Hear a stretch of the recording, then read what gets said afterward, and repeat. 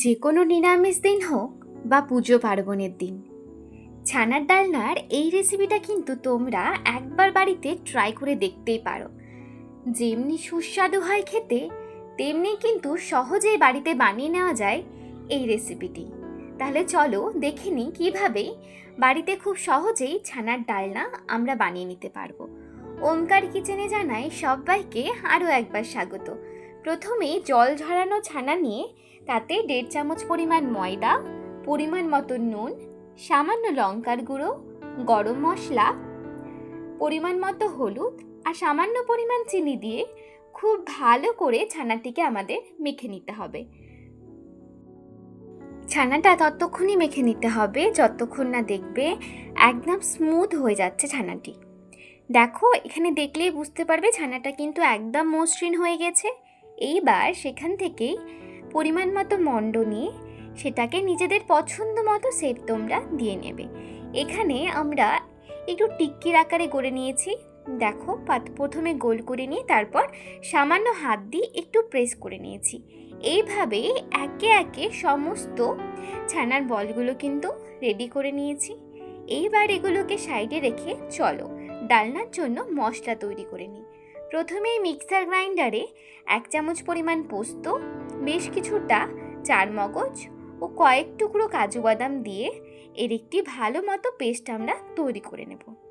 ওই পেস্টটি হয়ে গেলে ওই গ্রাইন্ডারে আবার 1/2 চামচ পরিমাণ জিরে, 1 চামচ পরিমাণ ধনে, বেশ কয়েক টুকরো আদা, 3টে কাঁচা লঙ্কা ও জল দিয়ে এটারও একটা পেস্ট আমরা তৈরি করে নেব।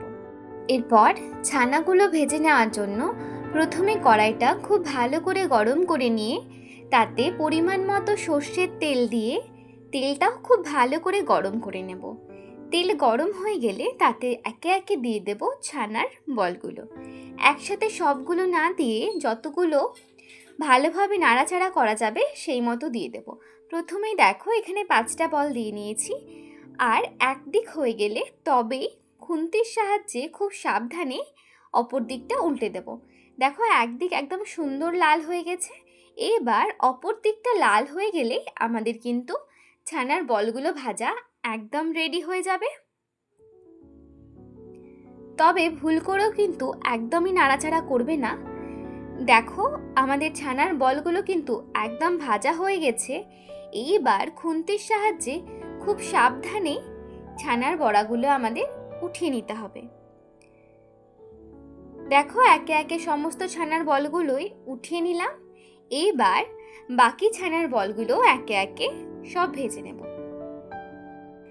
তারপর ওই তেলের মধ্যে আগে থেকে কেটে রাখা আলুগুলো দিয়ে তাতে সামান্য পরিমাণ নুন ও হলুদ দিয়ে খুব ভালো করে আলুগুলো আমাদের ভেজে নিতে হবে। তবে হ্যাঁ, খুব বেশি লাল করার দরকার নেই। হালকা একটু বাদামি হয়ে এলে আমরা কিন্তু আলুগুলোকে উঠিয়ে নেব। আলু ভাজা আমাদের হয়ে গেছে।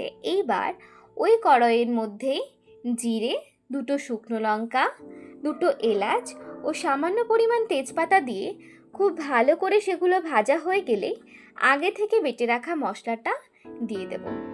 মশলা দিয়ে আমাদের এটা একবার খুব ভালো করে নাড়িয়ে নিতে হবে।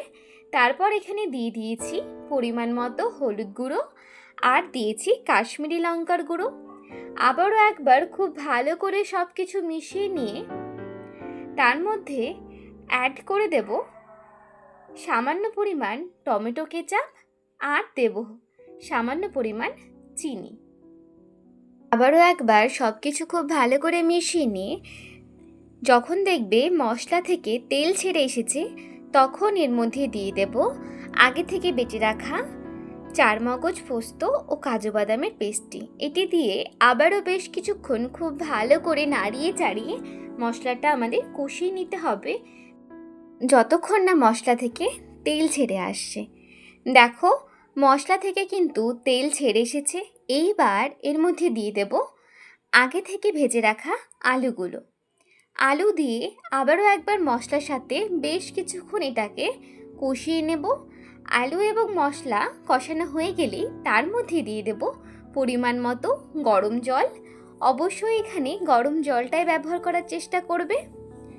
জল দিয়ে আরও একবার সব কিছু খুব ভালো করে নাড়িয়ে নিয়ে তারপর এখানে দিয়ে দিচ্ছি পরিমাণ মতো নুন। নুন দিয়ে আবারও একবার সব কিছু খুব ভালো করে আমাদের মিশিয়ে নিতে হবে। আর নুনটা অবশ্যই তোমরা তোমাদের পরিমাণ মতো বুঝে দিও। তারপর বেশ কিছুক্ষণের জন্য এটাকে আমাদের ঢাকা দিয়ে রান্না করতে হবে। ঢাকা দেওয়ার ফলে দেখতে পাবে গ্রেভিও খুব সুন্দরভাবে ফুটে এসেছে, আর সাথে আলুগুলো একদম প্রপারলি সেদ্ধ হয়ে যাবে। তোমরা অবশ্যই একবার চেক করে নিও আলুগুলো প্রপারলি সেদ্ধ হয়েছে কি না। যদি আলুগুলো সেদ্ধ হয়ে যায় তাহলে এইভাবে একে একে আগে থেকে ভেজে রাখা ছানার বড়াগুলো এখানে দিয়ে দেবে।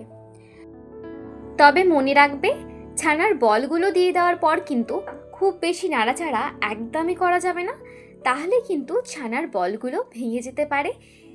খুব হালকা হাতে খুন্তির সাহায্যে একবার এগুলোকে এইভাবে মিশিয়ে নিতে পারো। তারপর এখানে ওপর থেকে দিয়ে দেব হচ্ছে সামান্য পরিমাণ গরম মশলা, আর দিয়ে দেব কাসুরি মেথি। তোমরা অবশ্যই চেষ্টা করো কাসুরি মেথি ব্যবহার করার, এতে কিন্তু স্বাদটা অনেকাংশে বেড়ে যায়। আবারও বেশ কিছুক্ষণ এটাকে ঢাকা দিয়ে ভালো করে ফুটিয়ে নেব। দেখো, তোমরা এবার দেখলেই বুঝতে পারবে ছানাগুলো কিন্তু একদম ফুলে উঠেছে। এইবার আবারও খুব হালকা হাতে খুন্তির সাহায্যে এটাকে আমরা একটু মিশিয়ে নেব।